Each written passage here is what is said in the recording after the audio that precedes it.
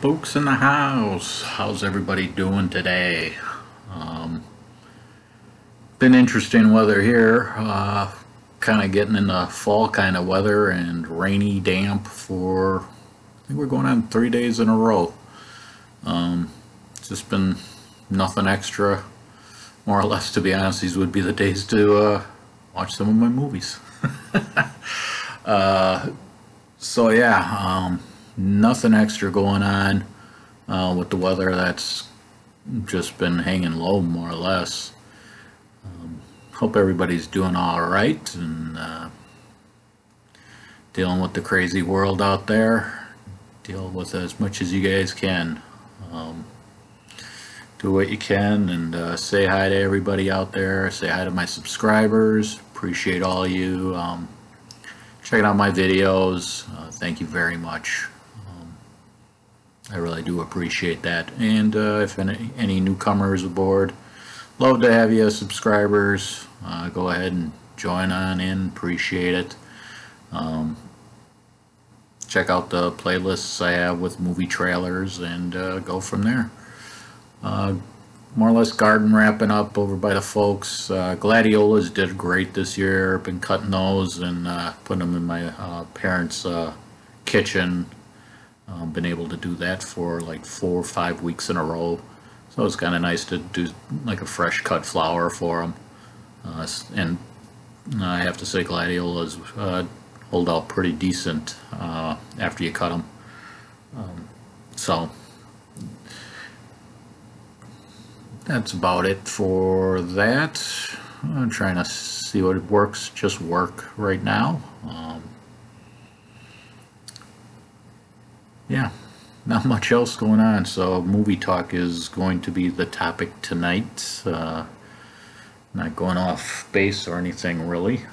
So I think I'm going to start with my DVDs first and then go to my streaming movies. So first one is called The Liquidator, London movie. Basically, this has Vinnie Jones. They say and he's in there for a cameo, more or less. I don't even think he's in the movie for 15 minutes, but he's got the title on the movie, so it's kind of like misleading that Vinnie Jones is, the main actor kind of thing. Movie deals with a bodyguard that more or less kind of tries to get who killed his brother, and it ends up being, I always forget how this movie works because I've watched it now. This is, I think, my third time, and I've always been one that's like, yeah, I really don't need this movie. And when I watch it, I forget about parts of it, and the ending is something that just basically surprises the heck out of you on how the story. It is a deep story, so if you watch it, things get put together at the end of the movie, more or less. So that's how that works for that movie. I'm one that's trying to, I'm not getting rid of all my DVDs, but I'm trying to get, cut back a few, make some room a little bit. So I've been donating a few of them. What the heck, if somebody can make some money off them and for a good cause, why not? So that's one movie. And this next one, this is kind of a cult favorite of mine. It's called Code Hunter. Basically, Liquidator was 2011. And I am going to butcher these names. Burrick Ato Hanavlo and Iza Boy Shenalef.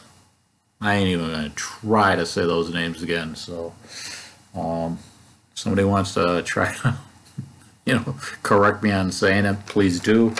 And like I say, Vinnie Jones is the person in there, so that's kind of funny that his name's on the movie, but he's not even in the movie for 15 minutes. It's like, okay, let's throw the person I guess we can pronounce his name on the movie. Again, Code Hunter, 2002, kind of a cult kind of movie, I think. If it isn't, it kind of should be.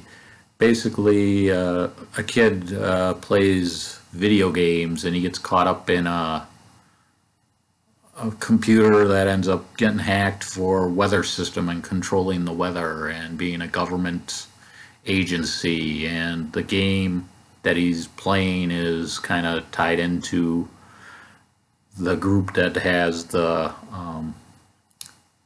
weather system that he has to get into, and it's not a bad movie. Nick Cornish is in this. Vanessa Michelle's in this. Adrian Paul, Coolio, Tone Loc. It's just, I don't know, one of those movies, a midnight movie or some late night movie to watch if you're looking for, a cult kind of movie. It isn't bad. I mean, there's worse out there. I kind of just, I don't know what it was. It's always been something that, it's entertaining, I guess. If you're just looking for something that's a little off the wall. It's like you wish it had a higher budget, but it's one of those movies that seems like people had fun with it, I think. That they did it. They enjoyed it, I think. That's what I get out of it, and that's why I kind of have it as a cult classic. Okay, so those are my DVDs. And streaming-wise, they come up with a couple movies that names are in them and kind of never really watched them or kind of bypassed them. First one, Blackwater, 2015. Anthony Hopkins, Ray Liotta, Julia Stiles. Basically, Julia Stiles comes back to her hometown in a logging community and gets harassed by a former cop. Ends up being kind of like going into the mob kind of role. So he harasses her, and so Anthony Hopkins helps try to clear things up and straighten things out. Story-wise, Anthony Hopkins' character needed, I think, a little more to understand why and what was occurring. There is one scene in the movie that kind of explains maybe why he's doing what he's doing, but I almost feel like it needed a little more than that. Pardon me as I'm going to enjoy some water.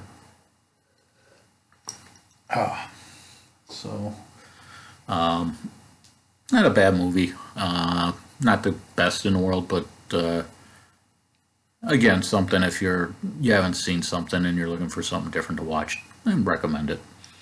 Next one, fantasy, Wrath of the Titans, 2012.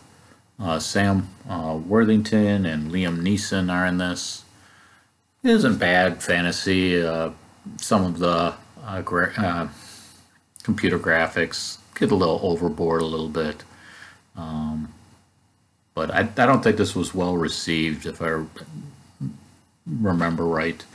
It's an okay movie. If you're into fantasy movies, action, there's plenty of it. Again, some of it's a little over the top. But again, something different to watch if you're looking for it. Next one, Cleaner, 2007.